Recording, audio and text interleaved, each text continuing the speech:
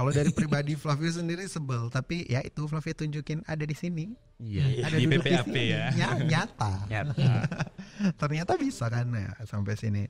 Jadi ya janganlah menganggap Gen Z itu manja dan sebagainya, karena kita nggak tahu tuh ternyata dia punya mungkin mimpi-mimpi yang besar yang bisa dia lakuin. Ini kita seperti kita contoh ini bisa ada di sini, bisa ikut pertukaran, bahkan bisa, sorry ya teman-teman, mengalahkan yang lain. Kan? Iya. Mungkin ada yang generasi sebelumnya yang kita kalahin kan.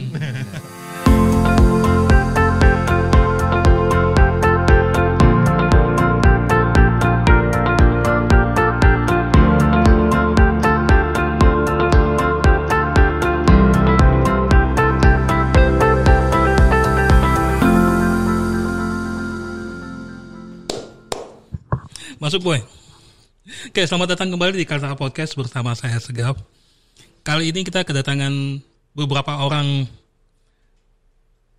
ya. Beberapa orang ya dari peserta pertukaran pemuda antar provinsi. Ya, betul. Ya. Ya. Sebelum kita kenalan dulu kali ya. Oke. Jadi bersama kita kali ini sudah ada beberapa peserta. Totalnya ada berapa aslinya?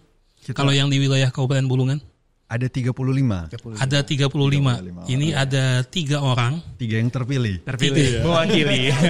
3 yang mewakili. Iya, benar. 3 yang mewakili. Kemarin ada sudah 3 orang juga di talk show Bulungan Interaktif juga ada. Silahkan nonton bagi yang ingin ngelihat 3 orang sebelumnya. Kita mulai dulu nih dari Mas ini dulu. Oke, bisa perkenalkan diri dulu dari mana? Perkenalkan saya Dava Faris Batullah dari Yogyakarta. Dava dari Yogyakarta. Berikutnya. Oke, halo semua. Perkenalkan saya Flavio Silangen. Biasa dipanggil Vio. Vio. Betul. Dari Sulawesi Utara. Sulawesi Utara. Iya. Yang berikutnya. Oke, halo semuanya. Perkenalkan saya Bima Satria Wahyudi, biasa dipanggil Bima. Saya berasal dari Provinsi Sumatera Barat, tepatnya di Kota Padang. Ya, Sumatera Barat. Ini perwakilan 3 orang ini mengikuti acara yang disebut dengan pertukaran pemuda antar provinsi. Lalu seperti yang dilihat di SAS-nya ini, zona tengah. Iya, benar. Zona tengah. Artinya nih, kalau ada zona tengah, artinya ada 3 zona nih. Betul. Beneran? Sekarang ada 2 zona. Sekarang ada 2 zona. Ada 2 zona dulu. Zona apa aja? Zona barat dan zona tengah. Barat dan tengah. Iya, betul sekali. Yang barat di mana? Kalau yang barat itu di Bengkulu. Ditempatkan di Bengkulu, Sumatera ya. Iya, di Sumatera. Sedangkan untuk wilayah tengah ditempatkan di Kalimantan Utara. Kalimantan Utara. Ini buat sekedar informasi saja. Ini kalian ditempatkan di mana nih lokasinya? Mungkin dari ini dulu. Kalau dari saya kan kebetulan dari 3 kami di satu kecamatan Tanjung Pales Utara. Dideketin lagi. Jadi untuk tadi di Kecamatan Tanjung Pales Utara, kalau dari penempatan saya di Desa Karangagung. Desa Karangagung. Kalau Vio sendiri? Kalau Vio dari Desa Pimping. Di Pimpingnya. Pimping. Oke, lalu? Kalau saya dari Panca Agung Ditempatkan ya. Jadi Karangagung, Pimping dan Panca Agung. Semuanya ada di wilayah Kecamatan Tanjung Pales Utara, Kabupaten Bulungan. Oke, ini mungkin ada yang mewakili nanti. Sebenarnya bisa dijelasin nggak? Sebenarnya PPAP ini apa sih sebenarnya? Mungkin dari siapa dulu? Dari Mas. Oke. Jadi PPAP itu merupakan pertukaran pemuda antar provinsi yang kegiatannya dilaksanakan oleh Kementerian Pemuda dan Olahraga Republik Indonesia. Jadi izin Kak, untuk kegiatan ini sebenarnya tahun ini harusnya ada 3 zona sama zona timur. Tetapi karena zona timur baru aja melaksanakan 2 tahun yang lalu. Jadi belum bersedia, makanya tahun ini ada 2 zona tengah sama zona barat, Bengkulu dan Kalimantan Utara. Untuk program PPAP sendiri dilaksanakan sejak 1978. Sudah 1978 ya? Iya. Kayaknya kita semua belum lahir kayak. Betul. Apalagi kalian nih. Iya, benar sekali. Kalau aku aja belum lahir, apalagi kalian. Betul. Jadi untuk program ini awalnya tuh itu perkemahan. Awalnya perkemahan. Betul. Ada namanya jambore, ada namanya kemah. Jadi sempat ganti-ganti nama. Dia terakhir tahun 2019 karena setelah itu tahun 2020 ada COVID. Ada pemangkasan anggaran Kemenpora untuk Kementerian Kesehatan waktu itu. Jadi kembali dilaksanakan pertukaran pemuda mulai tahun 2022. Baru diadakan kembali tahun 2022. Setelah di mana itu kemarin? 2 tahun. Untuk pertama di Papua, zona timur, sama yang satunya di mana itu? Yang zona tengah itu satunya di Jawa Timur. Jawa Timur. Iya. Jawa Timur ya. Nah, tahun tadi itu yang tahun tadi. Tahun yang 2 tahun lalu. Tahun tadi di mana? Kalau yang tahun sebelumnya itu di Riau sama juga di Kalimantan Selatan. Kalimantan Selatan ya. Oh ya, kayaknya di kota kelahiran gue kayaknya. Iya, Kota Baru kayaknya. Kota Baru. Oh iya, Kota Baru. Betul. Ya, ingat gue ya, baru gue ingat. Iya. Nah, itu. Tapi sebenarnya gini, mungkin dari ini dulu. Sebenarnya tujuannya apa sih sebenarnya? Kalau kan pasti ada tuh di mana, di buku panduan atau pada saat kalian ngedaftar.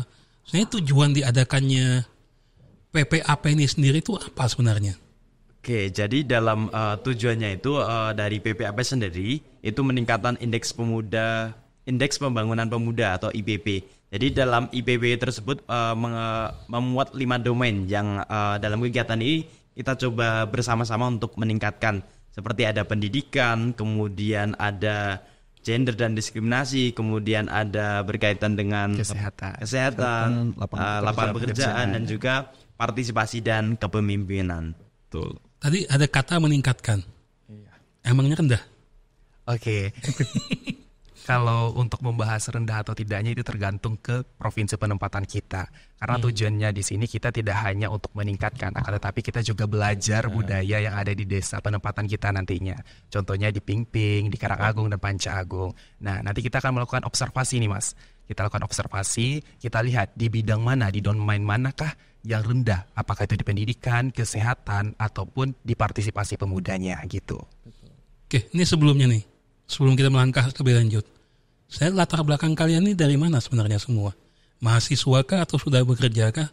Mungkin dari Dapa dulu kali. Kalau dari saya sendiri, Mas, jadi latar belakang saya masih mahasiswa di semester 8 di Jogja, Universitas Negeri Yogyakarta. Jadi kebetulan mengambil prodi pendidikan geografi. Oke. Kalau Dapa? Kalau Vio, Vio. Kalau Vio saat ini mahasiswa semester 8 baru masuk jurusan Ilmu Komunikasi, Fakultas Hukum, Ilmu Sosial, Ilmu Politik, Universitas Terbuka Jakarta. Kuliahnya online karena saat ini juga bekerja sebagai staf administrasi Ketua DPRD Sulut. Oke, kalau dari Anu sendiri? Kayaknya saya paling muda nih, Mas. Soalnya masih semester 4 dari Universitas Andalas dengan prodi manajemen. Manajemen? Iya, benar sekali. Kalau yang lain nih, ini kan ada 35 orang. Ini kebetulan yang di Bulungan kan ada 35 orang ini. Iya. Itu latar belakangnya sama semua, mahasiswa atau? Iya, kurang lebih sama. Kita ada yang aktivis, malah ada aktivis sosial, dan ya rata-rata mahasiswa sih untuk kita saat ini. Untuk saat ini ya, kebanyakan mahasiswa ya? Betul, karena berdasarkan ini peraturan Undang-Undang Nomor 40 Tahun 2009, umur pemuda 16 sampai 30 tahun. Pemuda apa 30 tahun ini? Iya. Jadi untuk berdasarkan peraturan undang-undang. Nah, jadi rata-rata untuk umur 16 sampai 30 tuh ya mahasiswa atau pekerja. Dianggap masih pemuda. Masih pemuda. Meskipun kalau ada yang 30 yang daftar PPAP kayaknya aneh ya. Kamu soalnya ada. Soalnya di provinsi gua ada. Oh, di provinsi ada. Ada. Soalnya kayak gimana gitu pemuda gitu kan. Iya, betul. Nah, kalau di lapangan sendiri selama kalian ini, selama ini sudah berapa hari nih? Hari ke-25 ya? 25. Iya. 25 di Tanjung Palas Utara. Iya, Barat. Pada dasarnya kegiatan kalian ngapain aja sebenarnya? Mungkin ini kan banyak yang nggak tahu nih penonton kita. Apalagi mungkin, mohon maaf ya, kalian ditempatkan mungkin agak jauh sedikit nih. Iya. Iya kan? Jangankan gitu, mungkin ada banyak orang di Kaltara ini nggak tahu nih ada program PPAP. Sebenarnya di lapangan sendiri, kegiatan kalian tuh ngapain aja sebenarnya? Oke, boleh Bima. Oke. Kalau untuk kegiatan kita itu, Mas, itu kita setelah datang di desa itu, kita yang melakukan yang namanya observasi. Tapi sebelum observasi, pada saat kita seleksi, kita sudah ada membuat namanya program yang akan kita implementasikan di desa penempatan nanti. Akan tetapi kita setelah melakukan observasi, kita akan berpikir apakah layak atau tidak program yang kita buat tadi untuk desa tersebut. Seandainya tidak, maka kita akan melakukan yang namanya perubahan lagi programnya menyesuaikan dengan kebutuhan desa, Mas. Salah satunya contohnya di desa saya sendiri di Panca Agung, itu kita ada yang namanya program yang namanya Pojar dan juga ada yang namanya komunitas Eco Ranger. Yang mana di sini kami fokus terhadap lingkungan karena di Panca Agung sendiri itu ada yang namanya permasalahan sampah. Dan nantinya teman-teman dari Pingping dan Karangagung juga akan menyesuaikan dengan kebutuhan desa itu sendiri gitu, Mas. Oke, kalau dari Pio sendiri, apa kegiatan selama ini, sejauh ini? Baik, jadi untuk kegiatan kita mulai dari tanggal 7 Juli Kak sampai dengan tanggal 5 nanti. Jadi kurang lebih sama, kita punya program tetapi menyesuaikan dengan desa kita masing-masing. Jadi kalau untuk di Pingping sendiri, mereka untuk tingkat pendidikannya tuh sudah baik. Karena rata-rata tuh mengambil pendidikan di luar daerah dan kembali lagi ke desanya untuk pembangunan. Tetapi masih ada keterbatasan wadah. Makanya kita menyiapkan wadah atau program yang paling kita ungguli atau sustainable yang paling berkelanjutan tuh namanya Kejar Mimpi, kelompok belajar desa Pingping. Oke. Nah, untuk menjadi pengajarnya, menjadi tutornya tuh anak-anak muda dari desa Pingping sendiri. Dan untuk peserta atau pelajar siswa-siswanya untuk yang ikut Kejar Mimpi itu adalah anak-anak SD yang ada di anak-anak SD, anak-anak SMP yang ada di desa Pingping untuk dipersiapkan menjadi generasi maju nantinya, lebih maju lagi. Oke, kalau yang dari apa? Kalau dari kelompoknya, ini dibagi jadi 3 artinya. Iya, 3. Jadi kalau di tempat saya itu di penempatannya di Karangagung. Jadi untuk salah satu program unggulan kami kurang lebih secara alur sama ya Mas dari 3 desa itu. Jadi kalau dari program unggulan kami seperti ada Rumah Bahasa dan Akademik atau singkatnya Rubik. Jadi dalam Rubik itu karena basic kami kebetulan kebanyakan pendidikan, ada pendidikan matematika, kemudian pendidikan bahasa Inggris dan juga saya pendidikan geografi. Nah di situ kami mencoba menyasar salah satu di SMA yaitu SMA Negeri 1 Tanjung Palas Utara. Nah di situ memiliki potensi yaitu siswa-siswi yang dapat berprestasi dan juga di situ sekolahnya mendapatkan gelar sekolah adiwiyata juga. Karena kami juga melihat bahwasannya dari siswa-siswi yang di SMA itu juga gabungan dari Panca Agung dan juga dari Pingping. Jadi dalam kegiatan sampai saat ini kami juga mencoba untuk berkelanjutan terkait kegiatan pendidikan yang ada di SMA itu. Kalau sejauh ini dari sisi masyarakat gimana? Dari tanggapan masyarakat di 3 desa ini yang tempat kalian apa sih namanya ini? Penempatan. Kalau tanggapan masyarakat sendiri gimana dengan program-program yang kalian lakukan sejauh ini? Kalau dari mungkin saya dulu dari Karangagung sendiri sangat menyambut baik karena kesempatan ini tidak datang dalam waktu 1 tahun ataupun 2 tahun ke depan. Barangkali dari Pak Kades yang kami temui di Karangagung itu beranggapan bahasa ini kesempatan yang sangat-sangat langka gitu. Bahkan mungkin 30 tahun ke depan baru ke Kabupaten Bulungan ataupun di desa penempatan lain. Jadi sangat antusiasme gitu untuk kegiatan BPAP. Iya. Kalau ini sama ya, di Pingping sangat antusias. Itu bukan hanya anak mudanya, dari anak kecil tuh sampai orang tua. Kita sampai dibikin kegiatan meja panjang. Iya benar. Awal-awal itu. Betul waktu penyambutan karena memang meja panjang ternyata setelah dicari tahu hanya dilaksanakan 1 tahun sekali, tetapi karena ada kita dilaksanakan tahun ini 1 tahun 2 kali. Masyarakat sangat menerima program-program kita karena membantu mereka untuk menjadi masyarakat juga yang lebih maju, bukan hanya untuk pemudanya saja karena memang kita juga ada pengaktifan BUMDes dikelola oleh pemuda-pemuda, tetapi untuk yang terlibat di dalamnya ada juga orang-orang yang bertani, yang bekerja di ladang. Jadi mereka punya wadah juga. Jadi kita bukan hanya membantu untuk anak muda saja, tetapi semua yang ada di Desa Pingping. Kalau Bima sendiri? Kalau saya dari Panca Agung sendiri itu masyarakatnya sangat welcome sekali Mas. Karena pada saat kami datang itu, pada saat kami melakukan diskusi itu RT dan RW-nya juga hadir dan bahkan mereka sangat antusias akan kedatangan kami dan mendukung program-program yang akan kami luncurkan di desa tersebut. Oke. Nah, ini kita flashback sedikit nih. Ini awalnya bisa terpilih ini gimana sih sebenarnya? Siapa tahu ada yang kepingin juga gitu. Ini siapa tahu ada yang nonton yang tahun depan mungkin. Insya Allah tahun depan mungkin ada lagi ya. Insya Allah ada. Insya Allah ada lagi. Cuman apabila ingin terlibat juga nih. Aku juga pinginnya kayak mereka nih. Siapa tuh ditaruh di penempatan di mana mau cari pengalaman nih. Betul. Karena kita tujuan utama kita pasti satu cari pengalaman kan. Iya kan, beneran kan? Benar sekali. This is change of lifetime lah istilahnya orang itu. Jadi beneran satu kesempatan seumur hidup. Iya, betul. Nah, kalau ada yang kepingin juga nih. Oke. Kita melewati banyak sekali proses seleksi untuk tahun ini. Tetapi mungkin untuk tahun depan juga sama untuk proses seleksinya. Jadi Kak, izin kalau Flavio sendiri memang prosesnya tuh dari kabupaten kota.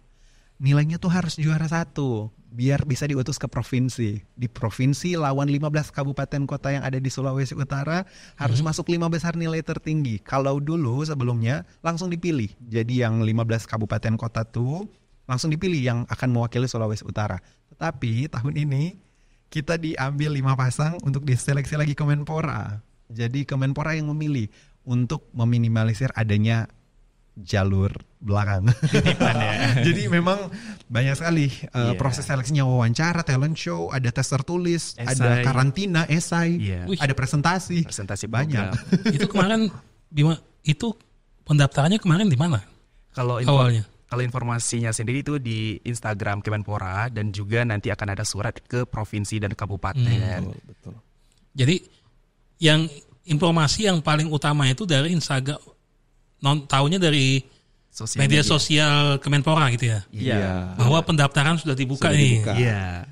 Tetapi biasanya kalau dari sosial media pas diupload itu masih memerlukan kurang lebih seminggu ya untuk suratnya dikirim ke dinas masing-masing. Kemudian nanti dinasnya itu datang ke sekolah-sekolah atau diposting lagi di media sosial atau di berita, di koran dan sebagainya. Jadi kalau Pio sendiri dari berapa peserta ini?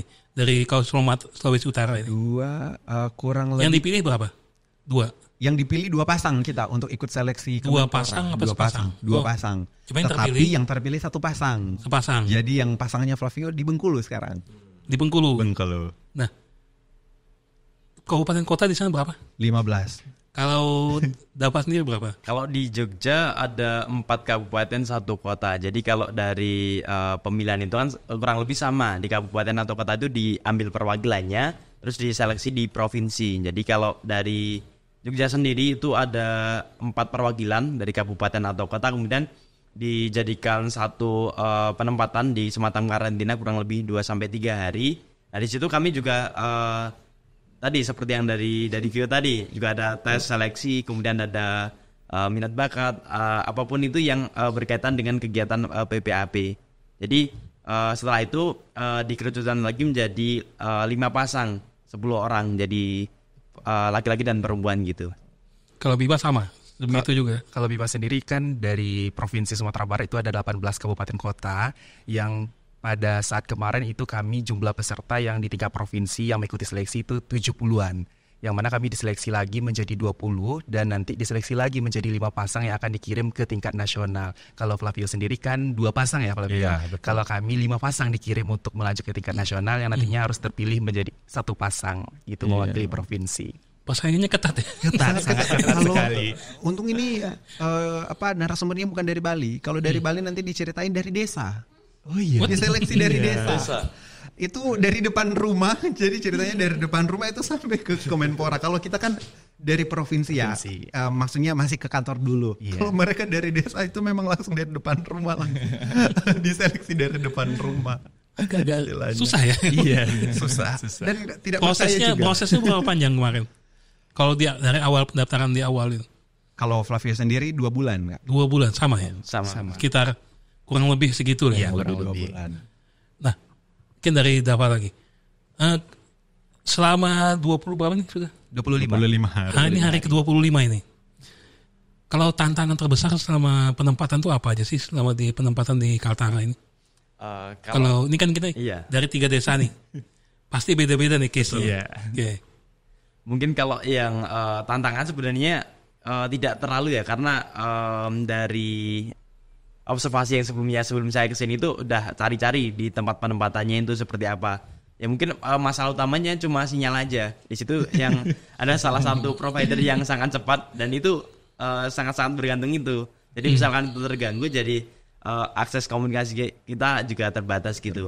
Tapi untuk secara sosial budaya, karena di Karanganyar itu kebanyakan transmigran dari Jawa. Nah kebetulan saya dari Jawa juga, jadi proses adaptasinya cepat sekali. Jadi baru 1 hari pun suasana itu kalau dari saya sendiri seperti di Jawa, benar. Seperti di rumah sendiri. Iya. Pulang kampung rasanya.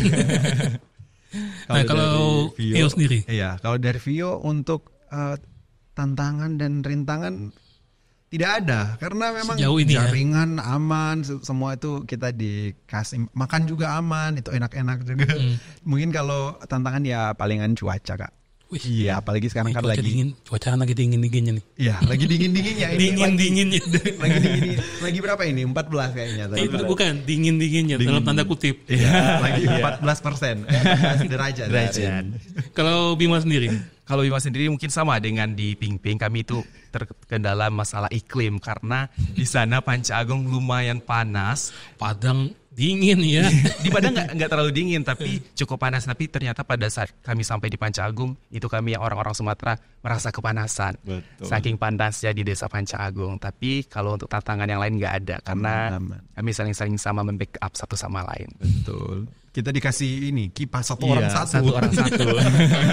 Dikasih kipas satu orang satu. Kalau tadi masalah jaringan ya, mungkin karena orang di Pulau Jawa atau di daerah itu kan providernya banyak nih. Iya benar. Dan mereka tuh rata-rata punya provider masing-masing. Iya.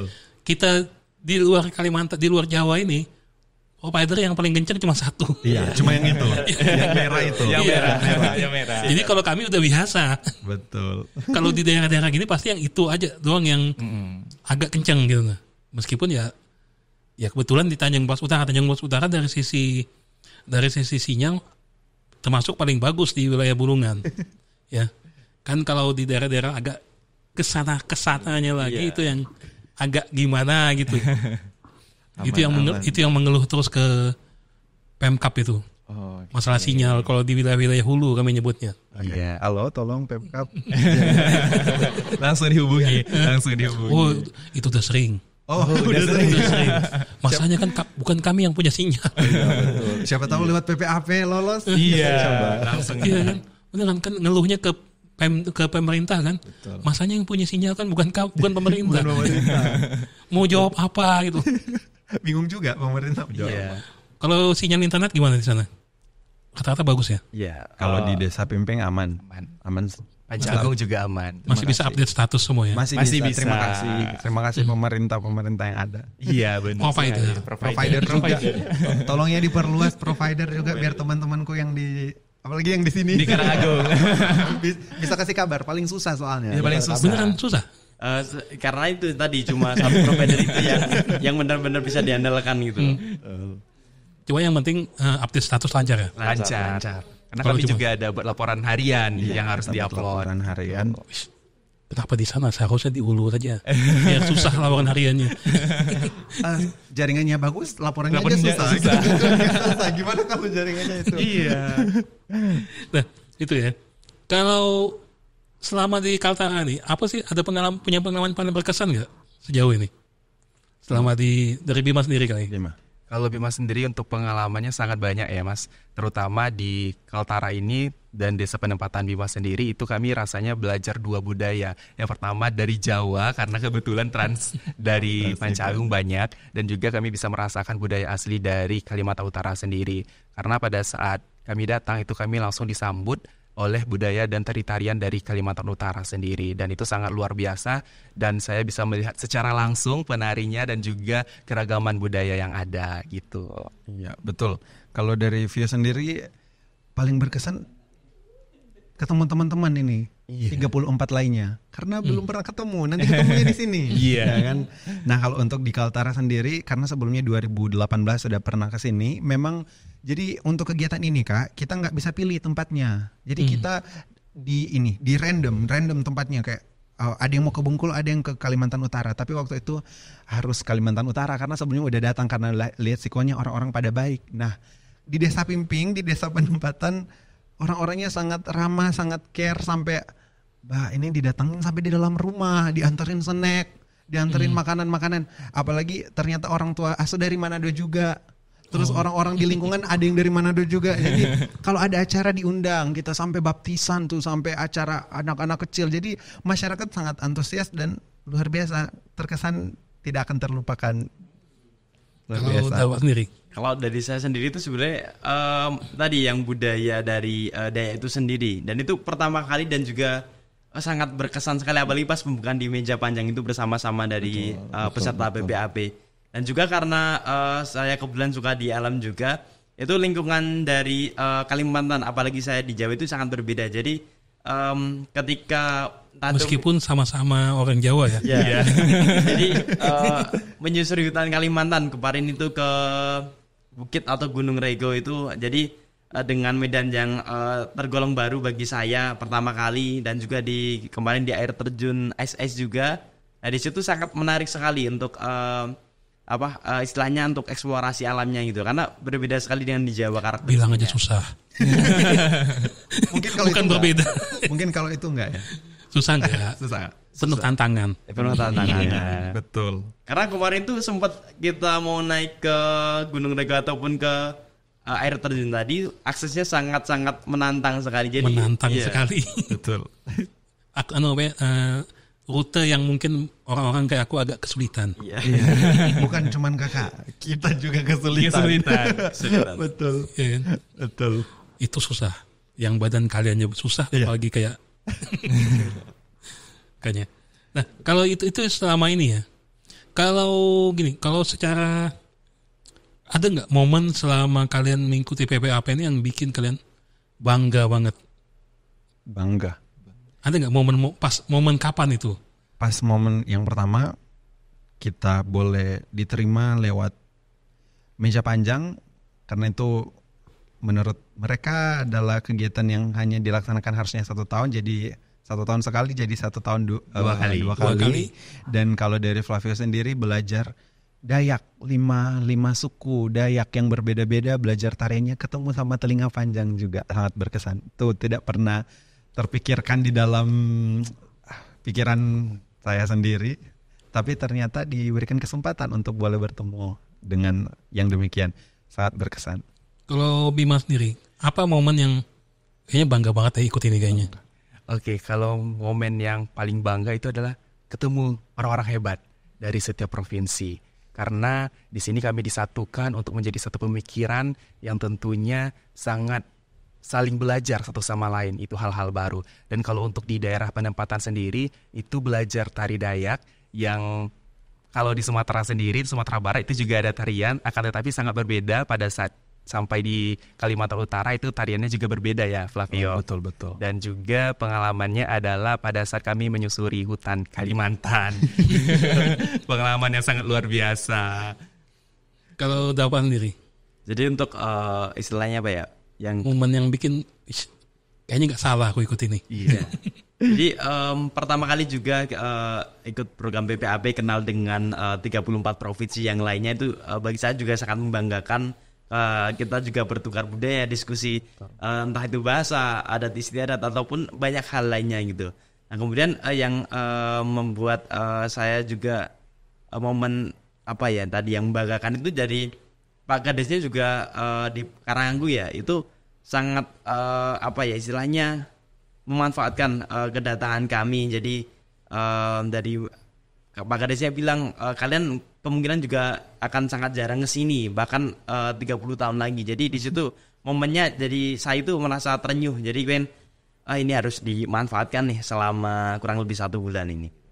Tapi emang kaltarannya unik ya. Dalam artian gini, makanya nggak salah kalau kami ini disebut sebagai melting pot, sebagai ibaratnya tempat perpaduan dari berbagai budaya. Ya betul. Iya kan? Betul.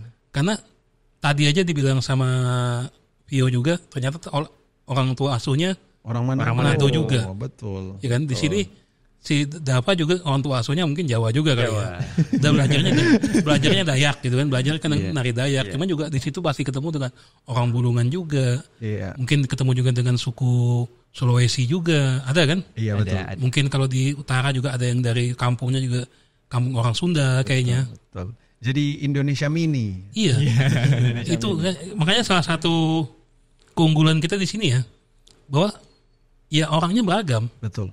Dan semuanya tetap diterima gitu. Nah, nggak ada perbedaan, nggak usah lah kita bicara tentang antara suku ya di sini ya. Kita mungkin ini yang aku suka di Kaltara ini, dengan suku orang Tionghoa sekalipun kami di sini tetap akur gitu, tetap kami menganggap mereka itu sebagai saudara juga. Ya. Makanya kami teman-temanku juga banyak juga orang Tionghoa kan. Nah, tapi ini kan kalian berasal dari berbagai macam budaya yang berbeda ya. Betul. Ya kan? Budaya berbeda 180 derajat lah. Apalagi kalau apalagi yang tinggal di kota besar ini. Iya. Kota besar atau mungkin kita yang orang timur yang kayak ngomongnya tuh keras gitu kan beda. Kayaknya itu sama deh kayaknya. Oh sama kah? Kalau aslinya mungkin karena kamu di Kaltara, cuman kamu di Tanjung Lesung Utara, tapi pada dasarnya Kaltara ini mirip aja sebenarnya. Kalau kasarnya ngomong kasarnya ya. Tapi kalau dari sisi itu sendiri, dari Bima kali. Ini kan budayanya berbeda 180 derajat dari Sumatera, dari suku ini. Kamu suku Minang emang? Iya, benar. Asli Minang. Iya, asli Minang. Ini kan beda banget ini. Beda banget. Ya kan? Bagi Minang gitu loh. Iya. Ya kan, kebanyakan kita bicara Minang kebanyakan Muslim. Iya. Masuk ke wilayah yang mungkin cuma kalau Karanganyung banyak Muslim juga ya. Muslim. Yang Pimping yang enggak, yang mungkin banyak yang non Muslim. Iya. Ya kan, tapi nggak masalah itu kan. Masalah. Kalau kamu menyesuaikan diri gimana selama di sini? Menyesuaikan budaya ini yang berbeda ini. Oke, kalau untuk penyesuaian budaya itu kemarin kami kalau untuk desa penempatan itu kami belum diinformasikan di manakah kami akan ditempatkan. Betul. Nah, karena di Kalimantan itu kemarin kami di spoiler itu kayak kita harus mempersiapkan diri, kita masyarakatnya begini dan masyarakatnya begini. Akan tetapi setelah kami sampai di sana itu sangat berbeda ya Flavio sama Mas Dava, sangat berbeda. Terutama di desa penempatan saya itu ternyata mayoritas orang Jawa. Betul. Sehingga harus menyesuaikan bahasa Jawa dan kami juga ada 3 teman dari Jawa. Ada Jawa Timur, Jawa Tengah dan juga Jawa Barat. Dan kebetulan kalau untuk saya sendiri itu satu rumah dengan orang Jawa Barat. Dan di situ saya harus menyesuaikan bahasa orang-orang Jawa karena mayoritas mereka menggunakan bahasa Jawa kan, tetapi kalau bersama kami itu juga menggunakan bahasa Indonesia gitu. Ya mungkin dari cara ngomongnya ini kalau diperhatikan aku sendiri ngomongnya ini kadang jadi bahasa Pimping nadanya karena ya harus menyesuaikan diri. Dan ternyata kalau misalnya ada kemauan untuk menyesuaikan diri sangat mudah untuk ya ikut, tetapi bukan berarti kita menghilangkan budaya kita. Itu kita saling menghargai dan saling belajar juga. Oh ternyata begini. Nih yang beda nih. Ya. Kalau di wilayah situ ya. Kalau di Karanganyung sama bahasa Jawa. Jadi bahkan mungkin pertama kali ketemu ditanya dari mana, Jawa Mas gini. Jadi kayak udah sering gitu kalau dari saya sendiri. Jadi teman saya itu yang sekamar juga banyak belajar bahasa Jawa. Ada dari Medan, dari Banten dan juga dari NTB. Jadi mereka malah sedikit belajar Dayak tapi malah banyak belajar dari Jawa. Iya, betul. Kalau makanan gimana? Ini yang paling beda nih ini nih. Lidah Sumatera. Dari lidah Sumatera kan beda kan? Iya. Kalau Pio kayaknya nggak kesulitan kayaknya. Iya, enggak. Pio kayaknya nggak kesulitan. Aman. Karena untuk wilayah asli di sini kebanyakan beberapa masakan juga asalnya dari Sulawesi. Iya. Kayak RW apa segala macam. Iya, kan? Jadi betul. masih mirip beberapa. Kalau Bima sendiri nih makanan. Kalau Bima sendiri untuk makanan itu alhamdulillah bisa menyesuaikan ya. Karena walaupun di sana orang tua asuh kami adalah orang Jawa, akan tetapi kami difasilitasi tetap ada sambal karena kalau orang Sumatera nggak makan pedas nggak makan katanya gitu. Dan itu sangat-sangat luar biasa dan sangat menyesuaikan lah gitu. Aman sejauh ini. Kalau Pio kayaknya santai deh. Santai. Kalau Pio tidak perlu diragukan. Cuman ada ini kalau di Manado tuh nggak ada rusa kan. Nah kalau di sini ada payau ya kayaknya. Payau ya betul. Terus rasanya tuh ternyata kayak sapi. Jadi akhirnya ternyata di sini. Kalau di Manado tuh yang nggak dimakan cuman kaki meja. Kalau itu nggak aku khawatirkan lagi. Iya betul. Di sana kan semuanya dimakan kecuali kaki meja dan kaki kursi. Iya betul. Semua yang berkaki 4 dimakan itu. Karena keras jadi nggak dimakan. Kalau Dawa gimana? Oh, dari saya sendiri itu makanannya kurang lebih sama dari Mas Bima juga. Yeah. Jadi mungkin yang membedakan itu makanan lautnya lebih fresh. Jadi kalau di saya sendiri di tempatnya di Jogja itu kan walaupun dekat laut ya, tapi di situ dekat sekali samudra. Jadi akses untuk dapat ikannya juga lumayan tinggi, tapi di sini sangat-sangat melimpah, dan di situ saya sangat bersyukur mencoba banyak hal, terutama berkaitan dengan makanan ikan itu. Jadi kalau di sini dapatnya ikan-ikan fresh. Iya. Kalau di tempatmu ikannya udah berapa kali mati gitu? Oh, bukan mati, tapi sedikit lumayan harganya. Tapi yang paling gampang kayaknya Pio kayaknya nih. Iya, betul. Karena apa? Dia kan hampir makan semua. Makan semua. Enggak. Yang paling aneh ada pernah makan apa di sini? Yang mungkin nggak pernah, yang beda banget. Oh, ini disebut jangan-jangan nanti. Nggak masalah sih. Tapi santai aja di sini. Tupai. So, tupai. Ada kalau dicoba kemarin. Iya, dicoba. Alah, tupai doang, di Tomohon lebih aneh lagi kayaknya. Kalau di mana? Tapi di Manado tupai kan nggak ada, Kak. Jadi ya kalau di Manado ya rata-rata ular, tikus, hutan, kelelawar, anjing. Pada kaget semua, Vio makan cicak. terus yang teman. Wait. Tar dulu. Itu dimasak apa? Direbus. Jadi direbus dicampurin di kacang hijau. Buat obat juga. Oh, itu obat. Iya, betul. Tupai juga saya buat obat juga sebenarnya aslinya. Oh, oke. Dulu, nggak tahu sekarang ya. Makanya ya begitu lihat aman-aman, gampang makanya. Iya, kalau kita kesulitan kayaknya. Iya kan? Betul. Kalau kami kan terkendala dengan masalah agama apa segala macam gitu. Betul. Makanya aku tanya Pio nih, katanya Pio kan mungkin lebih simple, lebih santai dia. Makan itu kucing, tapi kalau di sini masih dikasih yang rusa payau sama yang tupai itu.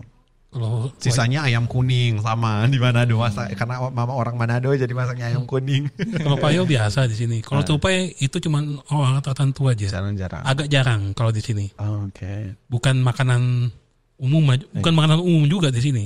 Kalau di Kaltara. Oh, menunya sih sebenarnya durian. Katanya di sini duriannya enak. Ini belum musim ya? Belum musim. Jadi kayaknya kita harus pertukaran lagi bulan Desember. Iya, harus deh. Ini kayaknya memang belum musim buah ini kayaknya nih. Iya, cuman belum, baru mau mulai. Sudah ada sedikit, cuman nggak melimpah gitu. Iya, memang durian banyak kan di macam-macam provinsi ada, tapi di sini katanya beda. Nah itu yang mau dicoba, ternyata nggak ada. Iya.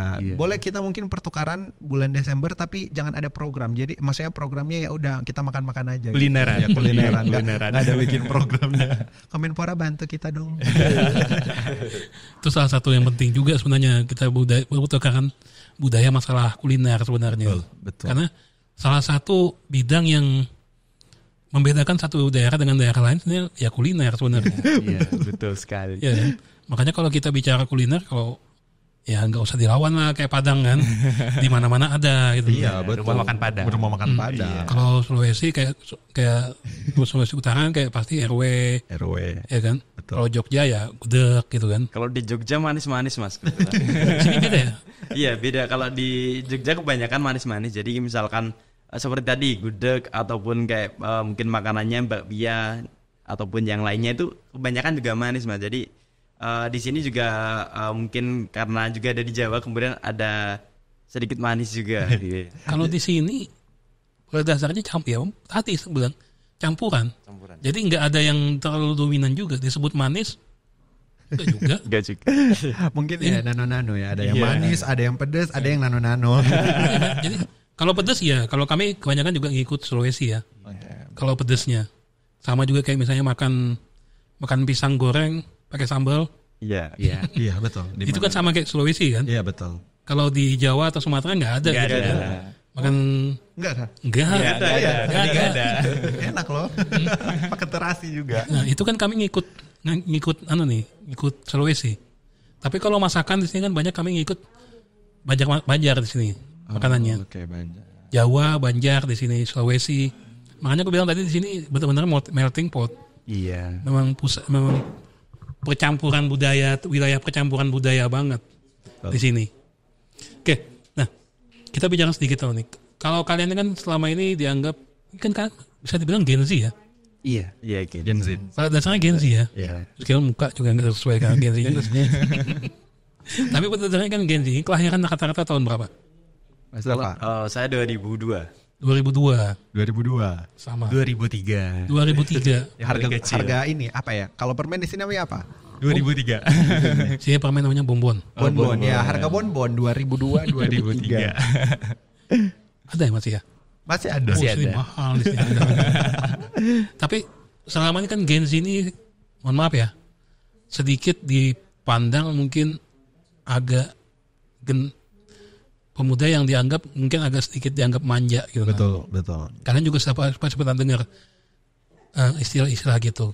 Sebenarnya kalau dari sisi kalian sendiri gimana mungkin memandang masalah keberadaan Gen Z dalam sejauh ini?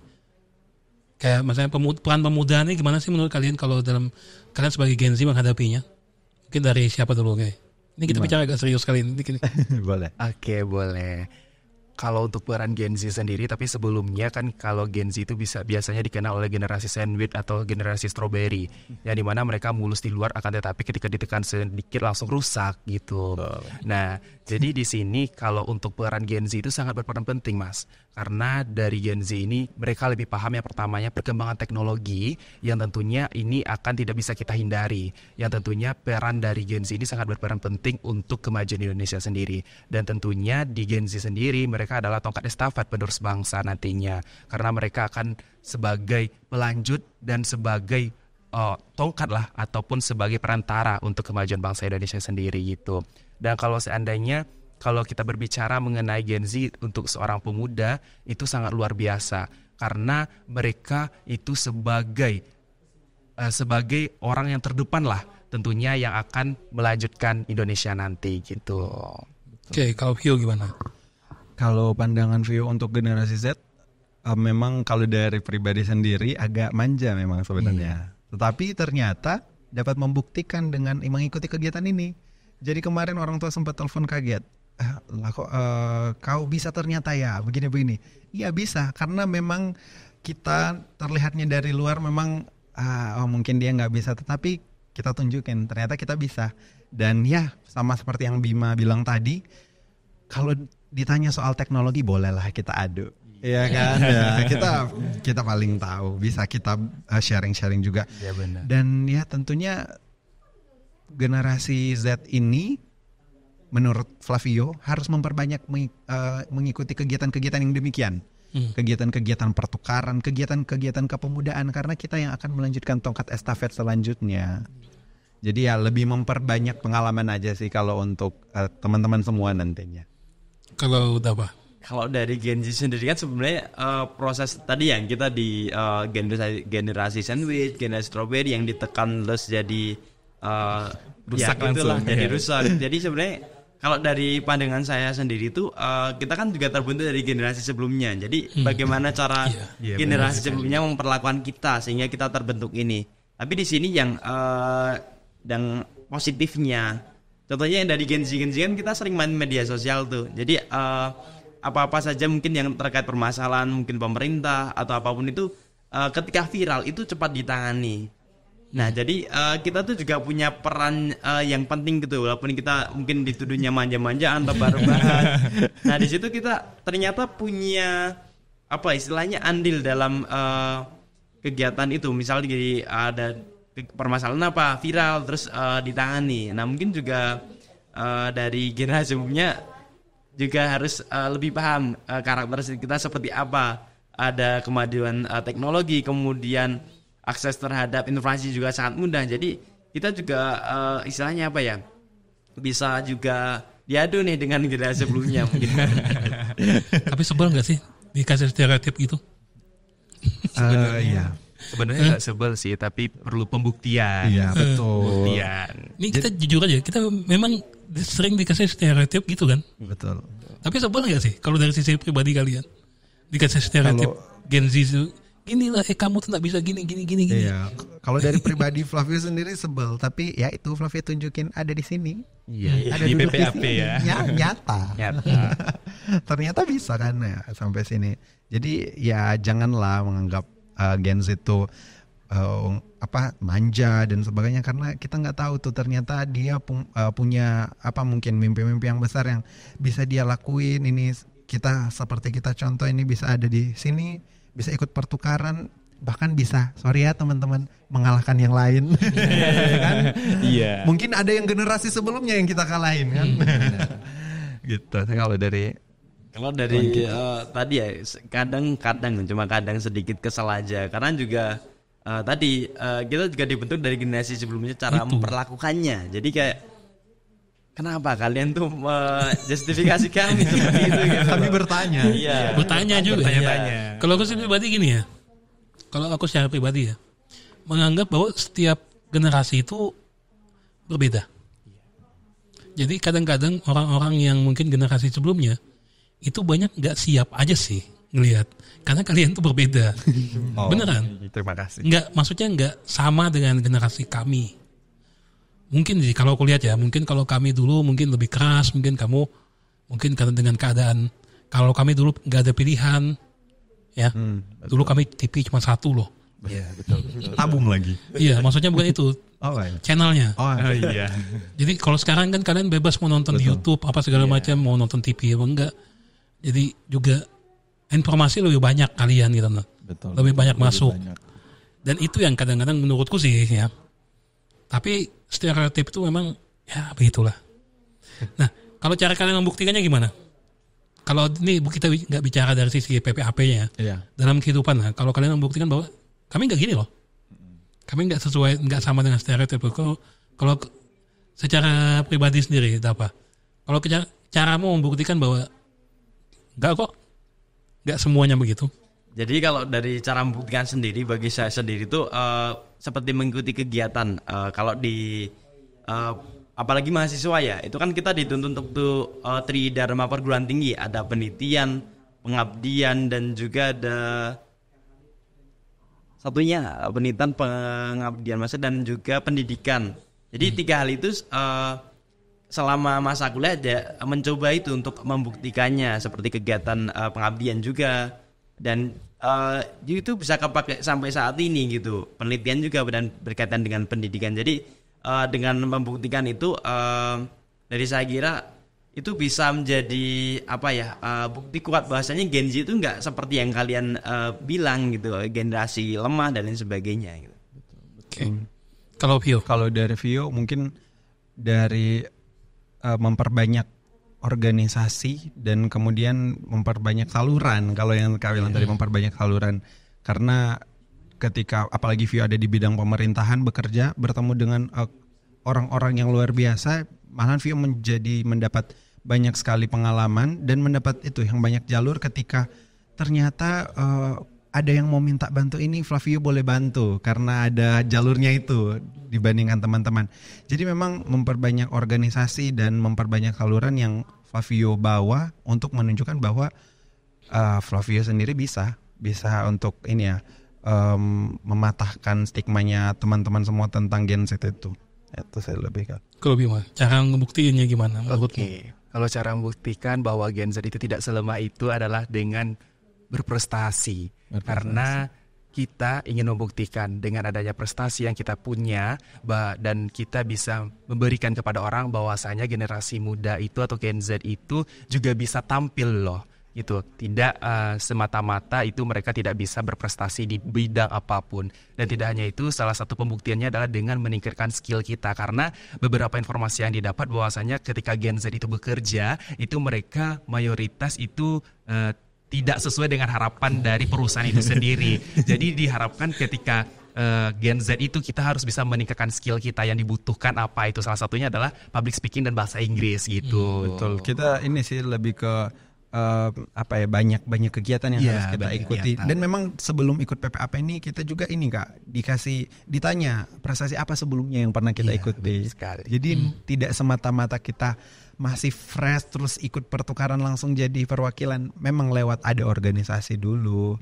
Jadi banyak ada pengalaman terlebih dahulu yang ditanya dan apa fokus kita, program-program kita. Nah, baru kita boleh ada sampai di sini. Jadi ya itu perbanyak organisasi, berprestasi yang paling penting.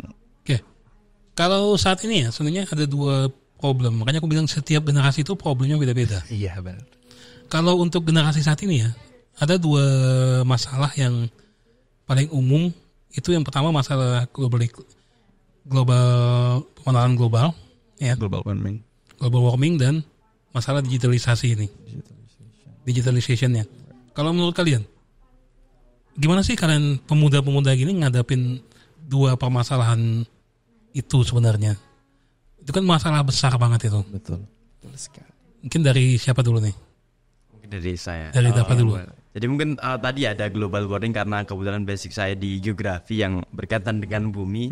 Jadi sebenarnya kalau dari mungkin transisi energi yang dari saya pribadi lihat itu, kita tuh juga harus perlu menyesuaikan bahwasanya bumi ini semakin lama semakin panas, kemudian dampaknya seperti apa. Contohnya mungkin di Kalimantan sendiri mungkin banyak pembukaan lahan juga, ada sawit. Nah di situ kita juga harus bijak juga. Artinya kita juga mengambil dan juga memberi. Jadi saling melengkapi antara jadi manusia ataupun jadi di alam kita. Jadi biar tidak itu secepatnya global warming. Jadi seperti itu. Kalau Vio sendiri, kalau peran pemuda seperti kalian nih, gimana caranya ngatasin gitu? Kalau mengatasi itu lebih ke memanfaatkan sebenarnya. Karena memanfaatkan ya, bukan memanfaatkan situasi. Bukan melawan ya? Iya, memanfaatkan. Karena misalnya dari digitalization, malahan lebih maju, kita ada di era yang lebih maju. Bagaimana cara kita memanfaatkan itu untuk menjadi pundi-pundi rupiah mungkin, atau bisa menjadi lapangan pekerjaan.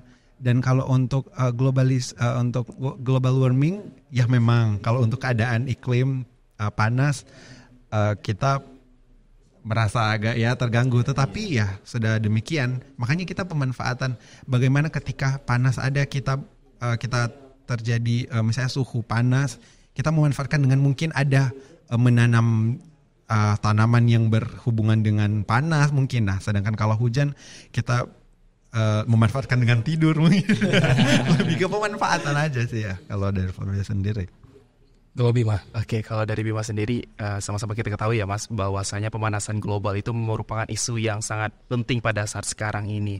Nah, kalau pandangan dan sudut pandang Bima sendiri, itu salah satu cara kita untuk mengatasi pemanasan global adalah kita mayoritas di sini mahasiswa ya Mas, yaitu kita bisa melakukan yang namanya edukasi bahwa pentingnya untuk menjaga lingkungan, dan terus kita juga harus mengedukasi masyarakat yang tentunya ada agar bisa yang namanya pemanasan global ini berkurang, dan juga memberikan solusi seperti ide-ide kreatif untuk mengurangi pemanasan global ini sendiri. Kalau membahas digitalisasi itu kita tidak bisa meninggalkan ataupun tidak mengikuti.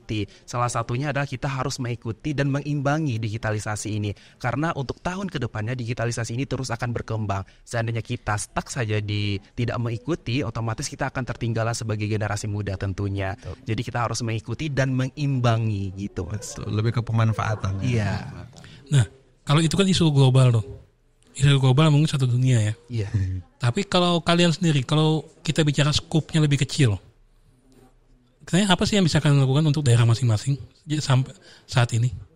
Kalau peran pemuda nih dalam pembangunan di daerah masing-masing, apa yang bisa dilakukan oleh pemuda? Oke, mungkin dari Bima dulu.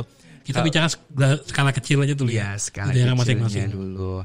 Oke, kalau untuk skala kecilnya itu peran apa yang telah dilakukan di daerah kita sendiri gitu. Bisa kita lakukan. Yang bisa kita lakukan. Contohnya di Provinsi Sumatera Barat itu kami memiliki yang namanya destinasi wisata yang sangat luar biasa. Nah, kita sebagai pemuda itu adalah yang pertama untuk menjaga dan melestarikan serta mempromosikan. Itu merupakan salah satu peran yang sangat penting untuk kita sebagai generasi muda. Dan tentunya juga di sana di Provinsi Sumatera Barat juga ada yang namanya komunitas peduli lingkungan nih Mas. Yang mana di sini kami harus memperhatikan isu-isu lingkungan, dan di sini kita dituntut untuk sebagai penggerak dan membawa perubahan gitu Mas.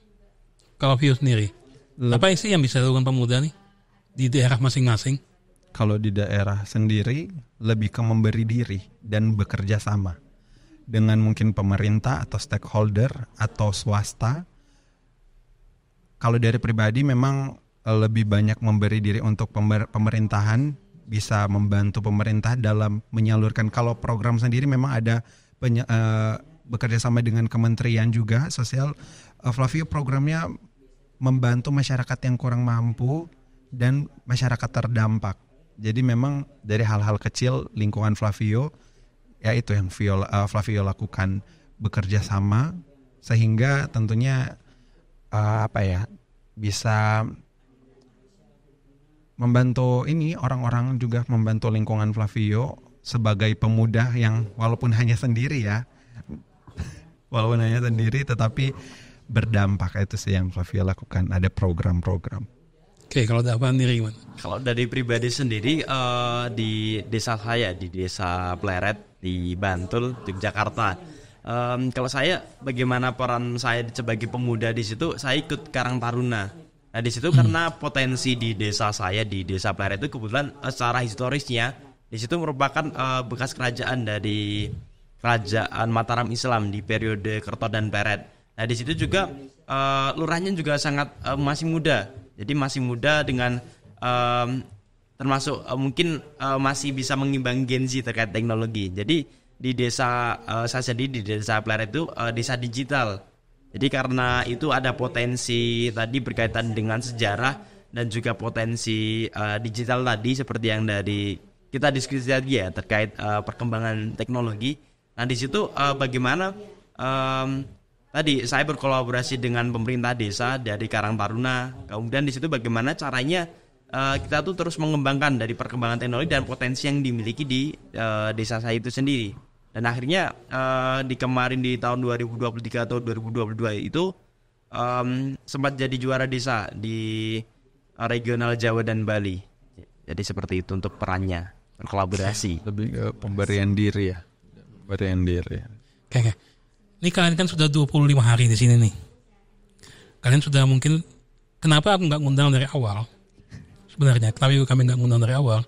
Sebenarnya kami mau tahu juga sebenarnya. Jangan dari awal dulu. Karena apa? Kalau dari awal kalian betul-betul fresh semua. Kalau sudah 20 hari ini sudah ngeliat nih. Kalau menurut kalian sendiri, apa sih yang menarik dari Kaltara ini? Kalau dari pribadi ya, itu tadi potensi dari alamnya sangat-sangat melimpah. Budayanya juga sangat beragam yang saya temui di Kalimantan Utara. Jadi sempat juga karena kami berdiskusi dengan Karang Taruna dan pemerintah desa di situ, lapangan pekerjaannya sangat masih terbuka. Jadi di situ sangat apa istilahnya tadi ya berkesan juga di situ. Jadi kayak entah kita nanti setelah ini program ini juga ditawari di sini. Nah di situ juga dari kami bertim itu di Karanganggung juga sangat sangat antusias juga berkaitan dengan itu. Oke, kalau apa sih yang menarik dari Kalimantan Utara nih? Yang paling menarik di Kalimantan Utara SDM dan SDA. Nah, kalau untuk SDM sumber daya manusia, orang-orang luar biasa, bekerja keras, pagi-pagi sudah bangun dan bekerja di ladang, mempunyai banyak sekali tugas tanggung jawab yang kalau dari orang tua Flavio, di orang tua asuh, memiliki pekerjaan yang begitu sibuk tetapi tetap menyempatkan waktu. Jadi itu menjadi paling menarik di Kaltara. Jadi harus tinggal di Kaltara. Nah kemudian kalau untuk SDM, untuk SDA, ya seperti yang Flavio kemarin jalan-jalan ke beberapa tempat wisata, ternyata luar biasa tempat wisata. Tinggal pemanfaatannya aja. Jadi memang Kaltara ini sangat menarik. Tinggal dari bagaimananya pemanfaatan lebih lanjut sehingga lebih menarik lagi. Kita bisa bantu-bantu juga untuk kenalin ke teman-teman di Kaltara tuh begini ya, luar biasa SDM dan SDN-nya. Iya, benar sekali. Kalau Bima sendiri? Oke, kalau dari Bima sendiri yang paling menarik di Kaltara itu adalah budayanya. Karena mereka masih bisa mempertahankan budaya aslinya di tengah era globalisasi pada saat sekarang ini. Karena di sini Bima sadar bahwasanya budaya itu sangat penting, dan di sini di Kalimantan sendiri peran generasi muda itu sangat ditonjolkan untuk pelestarian budayanya. Dan itu merupakan hal-hal yang paling dan sangat menarik sekali bagi Bima karena mereka masih bisa mempertahankan budaya asli mereka. Apalagi pada saat penyambutan kami kemarin itu sangat luar biasa. Mereka memang saling membantu untuk menonjolkan serta menampilkan budaya-budaya mereka gitu. Nah, ini kita bicara sedikit masalah permasalahan di Kaltara nih. Selama kalian 20 sekian hari di sini, menurut kalian masalah yang di Kaltara ini yang harus yang kalian lihat ini apa aja masalahnya yang menurut kalian kayaknya ini harus segera ditangani deh kayaknya. yang harus segera diperbaiki? Menurut kalian apa? Ada nggak kira-kira permasalahannya? Oke. Kalau dari permasalahan yang kami lihat selama 25 hari kita berbicara skop yang kecil terlebih dahulu, bahwasanya masih banyaknya permasalahan itu mengenai pernikahan di usia anak. Dan juga ada yang namanya stunting juga. Terutama di kemarin setelah kami berdiskusi ya Mas, itu khusus di Panca Agung dan juga ada di Pingping juga ada dan Karangagung juga ada, bahwasanya pernikahan di usia anak itu masih sangat banyak terjadi. Dan itu merupakan salah satu hal yang perlu diperhatikan tidak hanya oleh masyarakat dan juga pemerintah itu juga harus memperhatikan. Karena sebagaimana target dari pemerintah sendiri, dari Presiden Jokowi sendiri, itu untuk angka stunting itu pada tahun 2024 ini harus menjadi 14%. Dan salah satu penyebab dari stunting ini adalah pernikahan di usia anak. Jadi itu mereka saling berkaitan. Itu merupakan salah satu permasalahan yang perlu kita perhatikan dan kita lakukan perubahan gitu Mas. Itu ya kalau dari kalau Flavia sendiri memang di Desa Pemping masih terkendala dengan permasalahan yang pernikahan anak. Tetapi Flavia sudah melihat bahwa ternyata pemerintah tidak diam. Pemerintah melaksanakan banyak sekali program untuk membantu agar supaya pernikahan anak ini boleh berhenti, dan karena itu berdampak pada kesehatan anak, usia anak sama anaknya yang nanti akan datang. Nah, tetapi mungkin dari permasalahan yang paling menurut Flavio yang bisa ini oleh pemerintah lebih ke bagaimana cara untuk memanfaatkan situasi yang ada, maksudnya dalam hal ini untuk pariwisata yang sebenarnya pariwisatanya luar biasa, tetapi mungkin aksesnya yang agak sulit. Sebenarnya itu bisa membantu meningkatkan pendapatan asli daerah. Tetapi karena kurangnya pemerhatian akan hal itu, makanya masih agak terkendala. Tetapi ketika diberikan fasilitas, diberikan perhatian khusus dan ada peningkatan, pasti itu akan membantu Kalimantan Utara untuk jadi lebih maju lagi. Oke, kalau dapat sendiri. Kalau dari tadi ada di Mas Bima itu berkaitan dengan stunting dan kesehatan juga. Sebenarnya kalau dilihat dari wilayah sini kan di Kalimantan kebanyakan masih hutan. Jadi kalau dari setting Jawanya itu ke tata ruang wilayah antar itu desa ataupun kecamatan. Nah di situ pemerintah juga harus peka bahwasanya akses terhadap kesehatan, pendidikan, hal-hal yang dasar lah itu juga harus terpenuhi. Jadi ekonomi di situ dapat berputar. Jadi tidak harus ke Tanjung lagi. Jadi aksesnya sangat-sangat jauh buat ke sini. Walaupun itu jalannya sudah bagus, tapi di situ juga sangat rentan. Bahwasanya tadi kan saya berangkat di sini juga pakai motor tuh.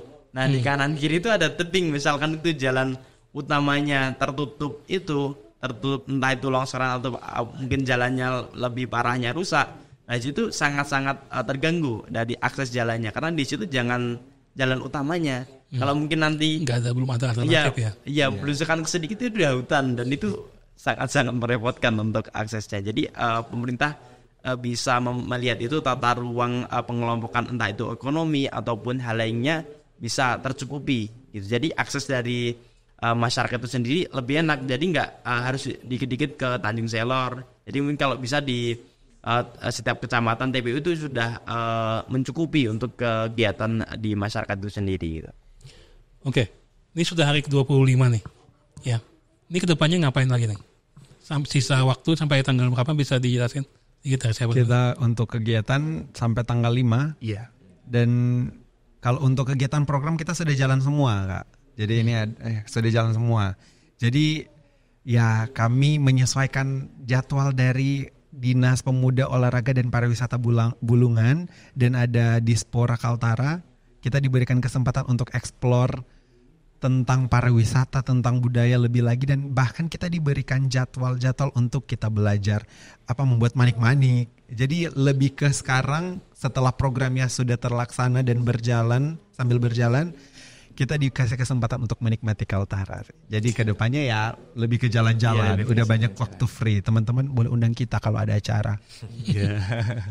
Kalau Itu jadi sampai tanggal berapa nih Bima? Sampai tanggal 5 Mas, karena itu kami akan ada pelepasan di desa sendiri. Tepatnya kemarin itu di desa Panca Agung, nantinya 3 desa akan melakukan pelepasan. Akan tetapi mereka juga akan ada pelepasan dari masing-masing desa juga. Betul. Tapi untuk tanggal 5 itu pelepasan gabungan ya. Betul. Untuk 3 desa Mas. Kalau untuk program sendiri, sebagaimana dikatakan oleh Flavio, itu program sudah terjalankan, alhamdulillah sudah berjalan lancar dengan baik dan juga berdampak lah bagi masyarakat dan akan sustain tentunya. Dan untuk tanggal 29 ataupun sampai 31 ya, kita mungkin akan mengikuti agenda dari Dispora gitu. Sudah, tapi lebih banyak free ya. Iya, lebih banyak free. Nah, ini kan sudah bikin beberapa program nih. Harapan kalian ke depannya gimana nih dari Dapat sendiri kali? Dari program-program yang sudah kalian laksanakan, kalau harapan kalian secara, maksudnya impact dari PPAP ini ke daerah itu apa yang kalian harapkan? Kalau dari kami sendiri di tadi ya Karanganyar, karena basicnya pendidikan, kami harapnya juga itu terus berlanjut.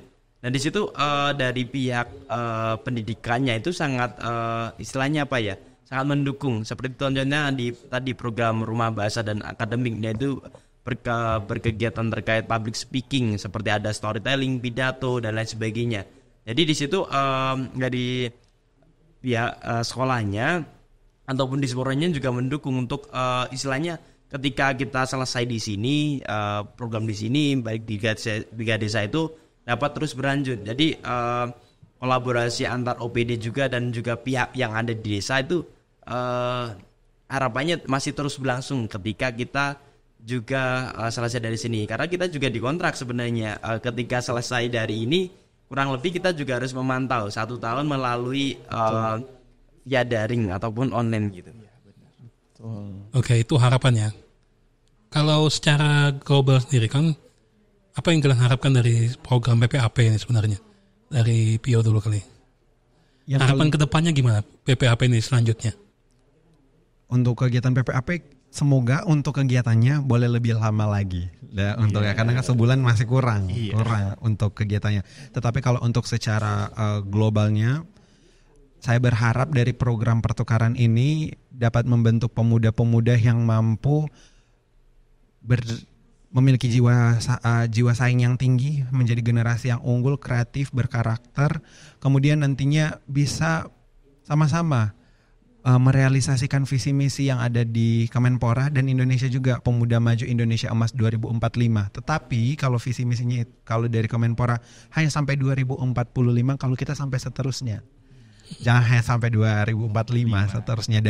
Dari setelah ada programnya ini, tentu kita berharap besar untuk program-program yang sudah kita jalankan itu berkelanjutan, sustainable, dan yang paling penting sih dari pemerintah, mohon kerjasamanya pemerintah untuk tetap memperhatikan program-program kita bisa berlanjut untuk Kaltara yang hebat, dan semoga menjadi pemimpin dari Kaltara ini. Kita akan menyaksikan bahwa nantinya akan ada pemimpin-pemimpin yang luar biasa dari Kaltara. Oke, ini terakhir nih. Ya, kalau dari sisi kalian pribadi nih, kedepannya kalian harapkan pemuda ini seperti apa sih?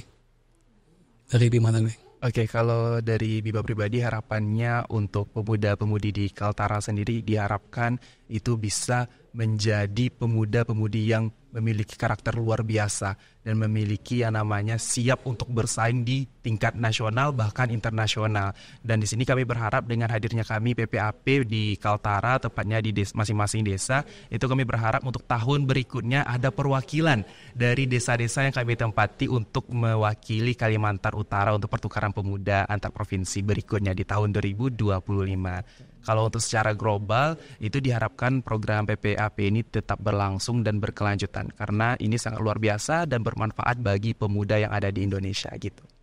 Oke, dari Dapatnya ada pesan nggak kira-kira terakhir nih buat pemuda-pemuda yang di luar sana nih? Ya. Jadi untuk bagi pemuda mungkin yang ada di Indonesia, mungkin terkhususnya di Kalimantan Utara ini, tolong dimanfaatkan usia yang saat ini yang kalian miliki gitu.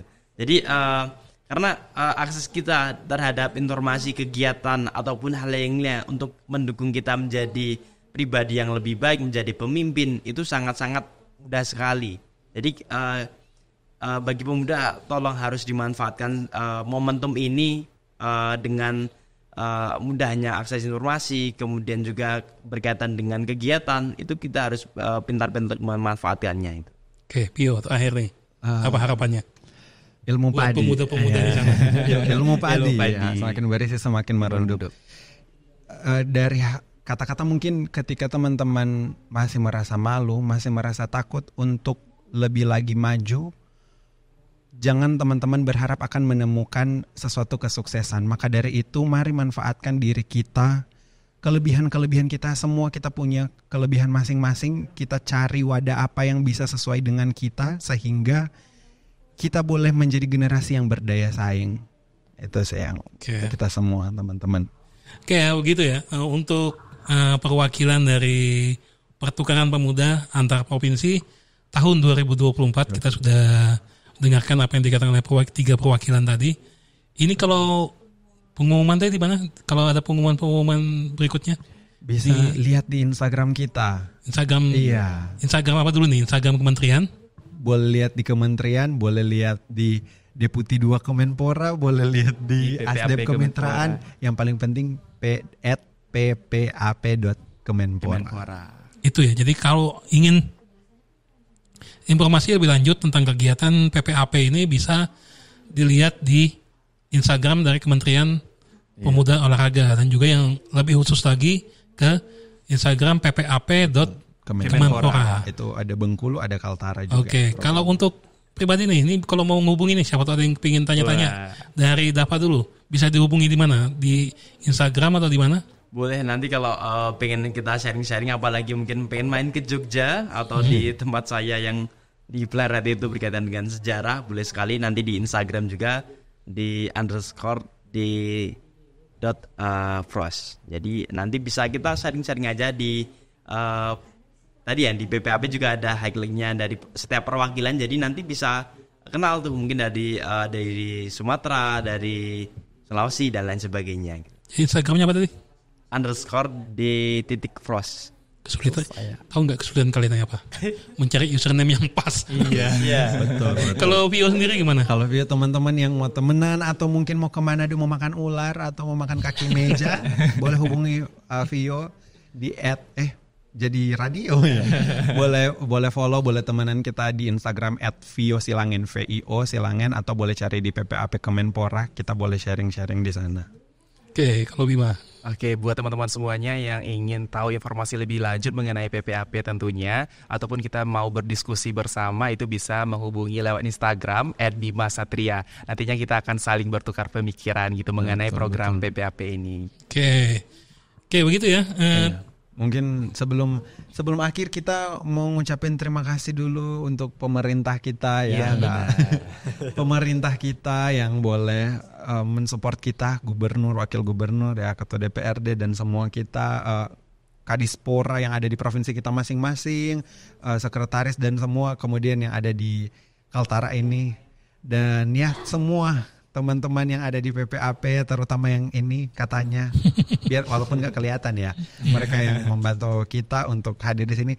Terima kasih untuk Kaltara TV, kakak yang sudah memfasilitasi kita. Sepertinya ada yang mau juga, tetapi maaf teman-teman, hanya kita yang diberikan kesempatan. Kami ucapkan terima kasih. Mohon doa dan dukungannya untuk supaya kita juga, walaupun sudah mengikuti pertukaran pemuda, kita kan masih memiliki banyak sekali mimpi juga. Iya, benar. Mohon doa dan dukungannya agar supaya sukses, kita ketemu lagi mungkin sudah jadi apa? Gubernur jadi ganti Bapak Jokowi. Ganti Bapak Jokowi. Kalau aku maunya jadi Duta Besar Indonesia di Amerika Serikat. Amin. Kalau Mas Dava? Kalau saya mungkin mungkin yang terdekat itu mungkin bisa jadi lurah mungkin, karena juga di situ melihat potensi yang dimiliki di desa saya. Merintis dari awal. Atau jadi kepala desa 8 tahun loh sekarang. Iya.